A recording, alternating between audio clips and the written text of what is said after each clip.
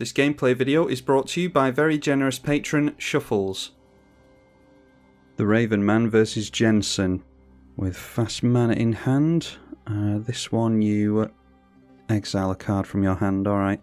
So I think we certainly keep on that one. Don't draw on the first turn in 1v1, but we'll get out the Mana Crypt and the Swamp. And then maybe just get down a Raider's Wake on turn 1. Yeah, let's go Chrome Mox. We'll put the Gorgon Recluse under that. The only means of us having our opponent discard a card is with the Haunt of Hightower at the moment. Our opponent just throws down a tap land and passes over. And we get into another land. So we're due for the Haunt of Hightower next turn. Let's play the Raven Man here. Jensen Carthalion, they still have a full grip over there, which effectively means they have a full grip of discard fodder for us. Another land in Bloodstained Mire, just get down the basic and the Haunt of Hightower. Bloodstained Mire being cracked over here as well, so that does trigger the Haunt of Hightower, putting its first plus counter on it. And then it was Esper Charm destroying an enchantment, they get rid of the Raider's Wake. Obviously need some card draw here, but just keep drawing into lands, so drop another basic and we'll swing in with the Haunt of Hightower. That will have them go down to 5 cards in hand, they'll discard a card and we will get a Raven token from the Raven Man at the end of the turn. Getting them to discard a Bloom Tender. Suppose I should have activated the Raven Man beforehand. Argument to be made for us saving that so that they've got more cards in hand for us to make them discard. But we'll take them down to 4 cards in hand here. Discarding a Faithful Mending, which does have flashback of 3, so they can still go for that. That will have them discard a card though, or discard 2 cards actually. Biomancer's Familiar, going to make their commander activate for 2 less. So that will now be 3 mana and make Wooburg and tap. Alright, that is an Extract Truth. Target opponent sacrifices an enchantment is probably what that is going to read. Throw out the Bloodstained Mire and we'll swing in. They discard a basic this time, down to 2 cards in hand, and I will activate the Raven Man as well, I think. There's no real benefit of getting them to discard multiple cards in a turn, unless we have something like Raider's Wake in play, because we still only get 1 Raven.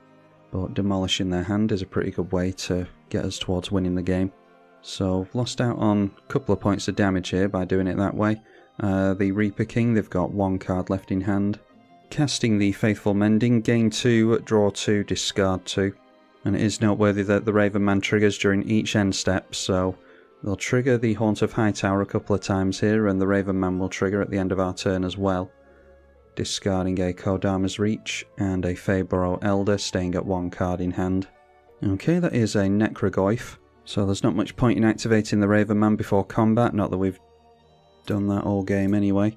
Swing in, Haunt of Hightower has them discard, it will go up to a 12/12 and we've got 3 power from the Ravens as well. And it was a Vamp Tutor that we forced them to discard. They have black mana. Yeah, so could have gone for some means of refilling their hand there. Maybe some means of wiping the board. Yeah, I'm not sure why they allowed us to have them discard Vamp Tutor, but anyway, we would have just played out the Necrogoyf there. Although probably not, if we just saw them Vamp Tutor, I would have assumed that that was a board wipe. Anyway, we will play another game, I think. Let's try again. It's Arden versus Essior this time, with a 1-lander, so that could be Vampiric Tutor into Dark Ritual into Necropotence on turn 2. Yeah, let's risk that one. Turn 1 Shadow Spear from our opponent. And we managed to draw into a land, that's not terrible, so we'll just hold up the Vamp Tutor again. Actually, go for it now before they get any blue mana. Grab a Dark Ritual with that. Throwing down a Relic Seeker, so they will be able to search up an equipment with that. And they go down to 1 card in hand, so might be that they've got nothing to discard. But throwing out a Mana Crypt and an Azorius Signet there anyway. Go for the Dark Ritual into the Necropotence. Play Bloodstained Mire and we might as well get the Rack down here. Start dealing damage to them. Putting 5 life into Necropotence, we'll have to discard a card, but I do want to be drawing into lands. Alright, managed to draw into some there, so just get rid of a Swamp, that will go into exile. The Rack triggering on turn 3, so they'll lose 2 life here, potentially 3 to the Mana Crypt as well. They do go down to 35 thanks to Mana Crypt. Now able to search up an equipment with the Relic Seeker. Suppose we could have gone for Liliana of the Veil, but didn't have any guarantee that we were going to be drawing into lands, so that would have really put us in a bad spot if we hadn't been able to get into these. searched up a Luxior, Giada's Gift. Haven't played against that one yet. And they've got SRAM, Senior Edificer, so that's plenty of card draw for them. Ready for us to have them discard stuff. They go down to 1 card in hand again though, and probably play a commander here, yep. They go for SEO. So we will drop a Swamp, and it's our commander, along with the Thoughtseize here, I think. 1 card left in hand. And that is just a land, so can't have them discard anything there. Now I forgot to activate the Necropotence, annoyingly. Arden Intrepid Archaeologist now. So we might already be in board wipe territory here. +1/+1 Trample and Lifelink goes on to SEO with the Shadow Spear. And then they pointed Arden at the Necropotence, which I'm not sure what that actually did, to be honest. Arden onto the stack targeting Necropotence. Yeah, I have no idea what that just did. Oh, that's some secret tech with the Luxior, it must be. I've never seen that before. So the Arden put the Luxior onto the Necropotence, making it a creature, and it is a 0/0 creature because it obviously doesn't have any toughness. So yeah, obviously would have held up priority there and put more life into Necropotence had I seen that. So Nykthos going to make a lot less mana now. So let's try the Inquisition of Kozilek on our opponent. They've still got a Plains in hand. They did play a Plains last turn.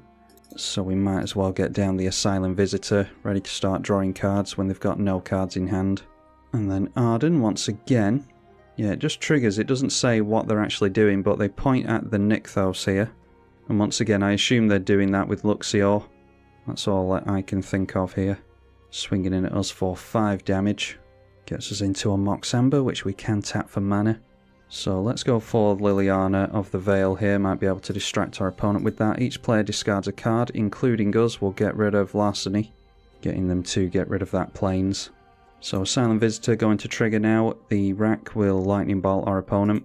Draw into a Swamp and lose a life thanks to the Asylum Visitor. Now getting rid of the Rack with that Luxior tech. And they're totally ignoring Liliana of the Veil. We'll just take the damage again. Deciding to drop the land that they got into there. So now with 0 cards in hand again. A Geth's Grimoire. A little bit too late for, unfortunately. So we'll minus down the Liliana here, get them to sacrifice a creature. And they get rid of that 3/3 Relic Seeker that's dealt a decent amount of damage to us.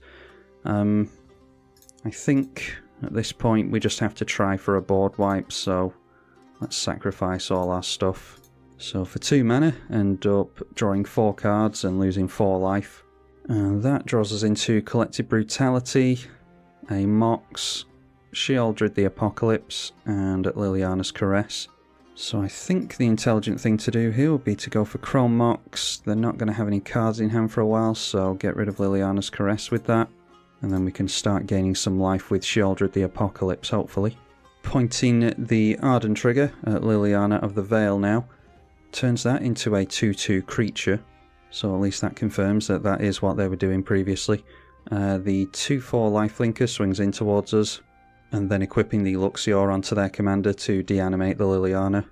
Dropping a land again, so still no cards in hand. We gain 2 life at the beginning of the turn for drawing a card.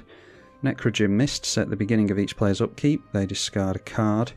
Our opponent's not keeping any cards in hand, so could pressure them, I suppose, but there's no guarantee that they're going to keep cards in hand. Maybe playing Necrogen Mist will dissuade them from keeping cards in hand. So I think we get down Geth's Grimoire here. That can be some half-decent card draw for us. And then I'll just go for the tick-up on Liliana. We can't -2/-2 on any of their commanders, mainly the Arden, thanks to the SEO ability, so just discard the Collective Brutality here, I think. Sword of Fire and Ice being thrown down here, so yeah, they're going to be able to shock something if they can get through. Throwing that onto the SEO, so that is now a 4/6 with lifelink and trample. Getting rid of our Geth's Grimoire with the Luxior. At least they'll draw a card here, which we can maybe have them discard. They swing in straight at us, and then point in a shock at the Liliana. They lose 2 life to drawing a card as well. Then it's open the armory, so if they play the aura or equipment that they go after, they will draw a card. They have gone for a Fall from Favour, so gonna go after the Sheoldred there, I would have thought. They do draw a card with that, so lose 2 life again. They've got 1 card left in their hand and 1 mana left available. And then they have the Monarchy as well, so drawing into another card, that is a Dark Deal. And because of us losing out on mana this game, we can't go for Dark Deal and our commander, unfortunately. Been really hurt by Luxior throughout this game, unfortunately. So we might as well just go for the Necrogen Mists. We've lost this game anyway, we'll go for the Dark Deal. Have our opponent lose 2 life to that. Tick up on the Liliana, have them discard a Seraphic Greatsword, and they just win here. Considering we lost a lot of permanents there, managed to get them down to 12 though, that was a pretty bad game for us. But we could have done a lot worse, down to 10 after they play the Quietus Spike. And now going after the Necrogen Mists, so if we can't keep any permanents in play then, like I say, it's pretty damn good going that we managed to get them down to 10. The Raven Man versus Aminatu, and that's a good start, no lands. Okay, starting with the Necropotence I think is good, so get rid of the Mind Twist, I think. Or maybe get rid of Raven's Crime, actually. A turn 1 Sol Ring from our opponent. And we see a Swamp, so that's good. We can get down a turn 3 Necropotence. Oh, an F6 through the turn. Didn't get down the Raven Man. Well, I don't think we're going to be doing any discard anytime soon anyway. But yeah, definitely should have got down my commander there. That is an Unbender Time. Untap another permanent, and they untap their planes. So maybe have a Swords in hand. Extra Planar Lens instead of the Necropotence could be an idea. Floodplain came into play tapped, and then they untapped it with their artifact and cracked it for a Scrubland. Geode Golem into play, so that can get them a free Aminatu next turn. And draw into a Silent Visitor, so yeah, I think it's Necropotence here, and we can try and draw into a Swamp. And manage to draw into a couple of lands here, and Animate Dead. Yeah, I'd rather not lose Animate Dead, to be honest, so just get rid of a land here. Yonnet Cryptic Sovereign, and swinging in with the 5/3 Golem, and down comes Aminatu the Fate Shifter. They decide to draw and put a card from hand on top of their library, so could be setting up a miracle cost there. Drop a land for the turn and tap down the Cabal Coffers, makes us 3 mana. Before we take way more damage, I think we're best going after a Toxic Deluge with Demonic Tutor here. They've likely set up... Oh really? I don't have Toxic Deluge in the deck. Alright. Missed that one. So we'll just have to go for Deadly Rollick in that case. Still got some kinks to iron out of the deck apparently. Play out the Raven Man. Then Deadly Rollick onto Yonnet. That gets that exiled. And then we'll set up with the Megrim here, I think. They could play a bunch of cards from their hand next turn, but yeah, we'll go for the Megrim. Managed to get into another land for next turn, as well as a Dark Deal and the Rack. They get a Demonic Tutor of their own. Alright, tapping down their Shock land here and then untapping it with the Aminatu, so that's been activated already. Untapping the Sol Ring with their artifacts, so they've got 6 mana here. And there is our favourite. Haven't seen it in a long time though, Teferi Temporal Archmage. For some reason a blue permanent that can untap a bunch of lands. So, gonna make a whole lot more mana. 4 cards in hand, they untap their Unbender Time and the Sol Ring as well. And as we thought previously, they were holding up a Swords to Plowshares most likely. Getting another 5 points of damage dealt to us. So, let's see here, we make 4 mana with Cabal Coffers, which means we've got 10 mana this turn. I don't think we're necessarily too worried about getting down Ravens. Maybe we can just rely on Rankle a little bit here. So let's throw down the Rankle. Swinging towards Teferi, and I mean they can minus down with Aminatu and do shenanigans with that unfortunately, but yeah, we're in a pretty tricky spot here. Get down at the Rack, and then it can be a Silent Visitor. We can hopefully start drawing cards with this sometime soon. 1 mana shy of having them discard their entire hand here, unfortunately. But could maybe set up something with Animate Dead. So they discard 2 cards at random. And they lose 4 life to the Megrim. Getting rid of a Kolfanor's Plans and an Anguished Unmaking. So they're down to 1 card in hand. We'll probably have to block the Golem with the Silent Visitor because we've got card draw from the Necropotence anyway. They do get 2 damage dealt to them from the Rack. 2 cards in hand after the draw step. Now playing out an Avarice Totem.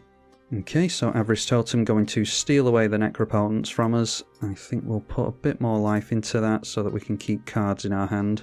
We will only draw into them during the next turn though. So we'll just go down to 15, because we'll take 4 from the Geode Golem this turn. And then they went for the minus on Aminatu there, I think, so the Avarice Totem is back under their control. Teferi going for the plus, so not untapping thankfully.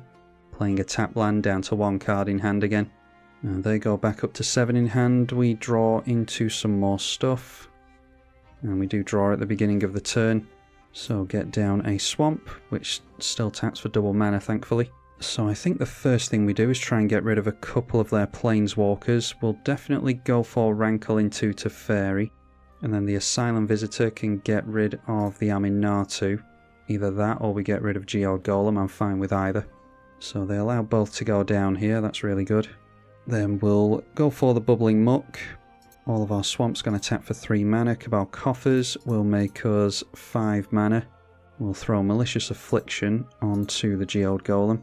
I think we get our commander into play again here. Make 3 mana with the Dark Ritual. Play out the Dark Prophecy. Then we can go, we're going to discard it anyway because I think I'll cast the Dark Deal here, so I might as well get a Geode Golem with the Animate Dead. And we'll play the Dark Deal. Our opponent very kindly refilled his hand with the Necropotence for us. So they exile a bunch of stuff, but that is something that goes on the stack, so Megrim will still deal damage to them. That is 14 damage that the Megrim is going to do. And our opponent decides to scoop at that, so obviously don't like the cards that they got into. They have discarded Rings of Bright Hearth, Gilded Drake, Army of the Damned, Solemnity, a Heuristic Study, a land, and Teferi's Protection, so it's going to be difficult for them to draw into a hand that's much better than that one. We drew into Nykthos, already played a land this turn. Dorothy Voidwalker would have been good to have in play before the wheel, but could have had them discard some stuff with Haunt of Hightower, probably just holding up Plumb the Forbidden in case our opponent wipes the board there though. So that was a half decent showing, proving that you don't have to have the Raven Man in play for this deck to work. It's really based around all the other permanents that are in the deck. So if your opponent manages to deal with things like Megrim, then it's not likely that you're going to do a whole lot, but luckily that didn't happen for us here. If you do enjoy these videos, then please leave a thumbs up. That is a free way of supporting the channel and helping push the videos through YouTube's algorithms to potential other viewers. I'm tribalkai. Thank you for watching.